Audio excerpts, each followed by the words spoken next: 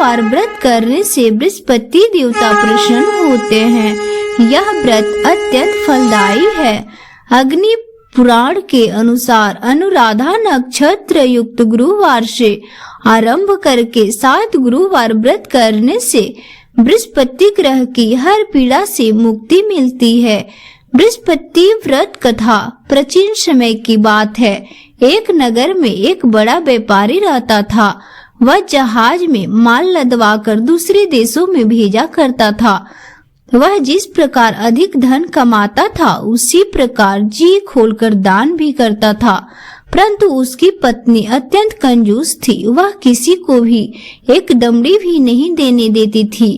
एक बार सेठ जब दूसरे देश में व्यापार करने गया तो पीछे से बृहस्पति देव ने साधु वेश में उसकी पत्नी से भिक्षा मांगी। व्यापारी की पत्नी बृहस्पति देव से बोली, हे साधु महाराज, मैं इस दान और पुण्य से तंग आ गई हूँ। आप कोई ऐसा उपाय बताइए जिससे मेरा सारा धन नष्ट हो जाए और मैं आराम से रह सकूं। मैं यह धन लुटाता हुआ नहीं देख सकती। बृहस्पति ने कहा, हे देवी, तुम बड़ी विचित्र हो। संतान और धन से कोई दुखी नहीं होता। अगर अधिक धन है तो इसे शुभ कार्यों में लगाओ, कुंवारी कन्याओं का विवाह कराओ, विद्यालय और बाग बगीचे का निर्माण करवाओ। ऐसे पुण्य करने से तुम्हारा लोक परलोक सार्थक हो सकता है। परंतु साधु की इन बातों से व्यापारी की पत्नी खुशी नहीं हुई। उसने कहा, मुझसे ऐसे धन की आवश्यकता नहीं है जिसे मैं दान दे दूं। तब बृहस्पति देव बोले, यदि तुम्हारी ऐसी इच्छा है तो तुम एक उपाय करना। 7 बृहस्पतिवार घर गोबर से लीपना, अपने केशों को पीले मिट्टी से धोना, केश को धोते समय स्नान करना, व्यापारी से हजामत बनवाने को कहना, भोजन में मांस मंदिरा खाना, कपड़े अपने घर धोना। ऐसे करने से तुम्हारा सारा धन नष्ट हो जाएगा। इतना कहकर बृहस्पति देव अंत ध्यान हो गए। व्यापारी की पत्नी ने बृहस्पति देव के कहे अनुसार 7 बृहस्पतिवार वैसे ही करने का निश्चय किया। केवल 3 बृहस्पतिवार बीते थे कि उसी समस्त धन संपत्ति नष्ट हो गए और वह परलोक सिधार गए। जब व्यापारी वापस आया तो उसने देखा कि उसका सब कुछ नष्ट हो चुका था। उस व्यापारी ने अपनी पुत्री व संतावना दी और दूसरे नगर में जाकर बस गया।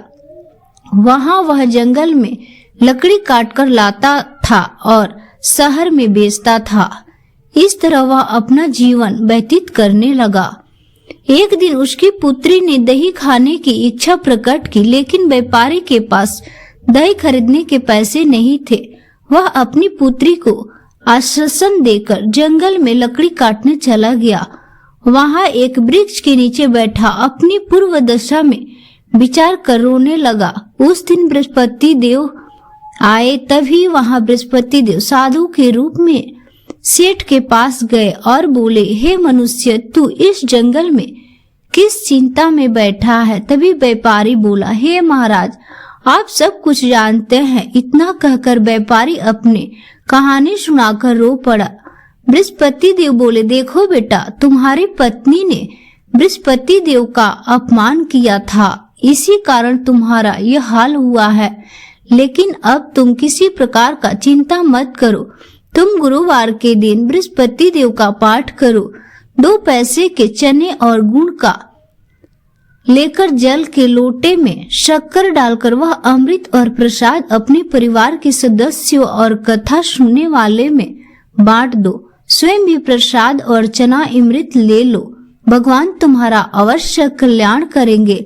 साधु की बात सुनकर व्यापारी बोला, महाराज, मुझे तो इतना भी नहीं बचता कि मैं अपनी पुत्री को दही लाकर दे सकूं। इस पर साधु जी बोले, तुम लकड़ियों शहर में बेचने जाना, तुम्हें लकड़ियों के दाम पहले से दोगुना मिलेंगे, जिससे तुम्हारे सारे कार्य सिद्ध हो जाएंगे। उसने लकड़ियां काटी और शहर में बेचने के लिए चला गया। उसकी लकड़ियां अच्छे दाम में बिक गई। जिसने उसने अपनी पुत्री के लिए दही लिया और गुरुवार की कथा हेतु चना गुड़ लेकर कथा की और प्रसाद बांटकर स्वयं भी खाया। उसी दिन से उसकी सभी कठिनाइयां दूर होने लगी।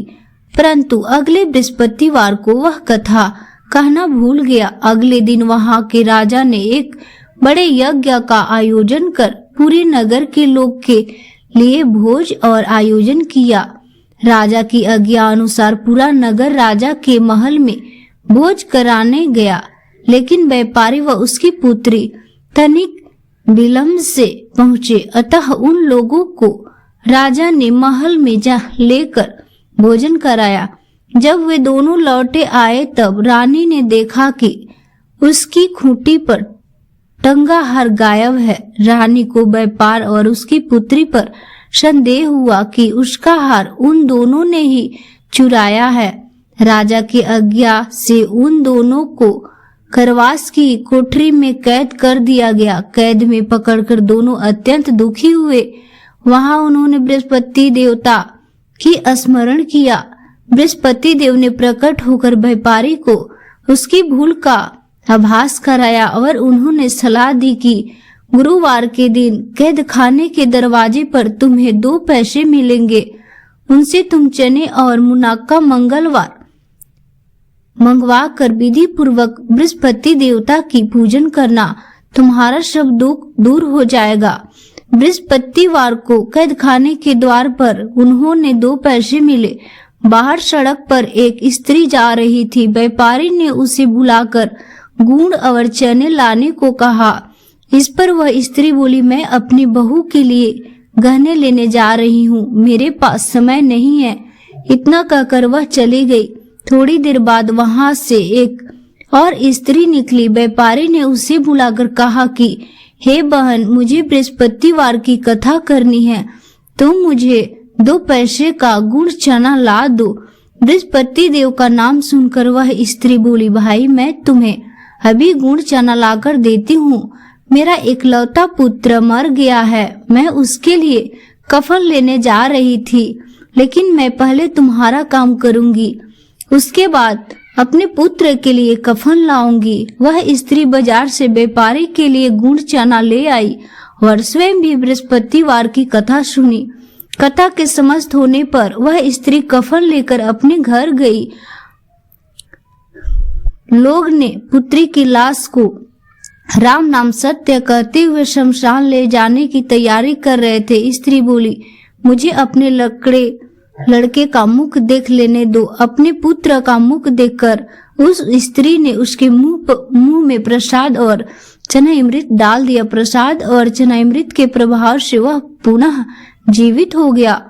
पहली स्त्री जिसने बृहस्पतिवार का निरादर किया था, जब वह अपने पुत्र के विवाह हेतु पुत्र वधू के लिए गहने लेकर लौटी और जैसे ही उसका पुत्र थोड़ी घोड़े पर बैठकर निकला, वैसे ही घोड़े ने ऐसे उछाल मारी कि वह थोड़ी घोड़े से गिरकर मर गया। यह देख स्त्री रोकर बृहस्पति देव की क्षमा याचना करने लगी।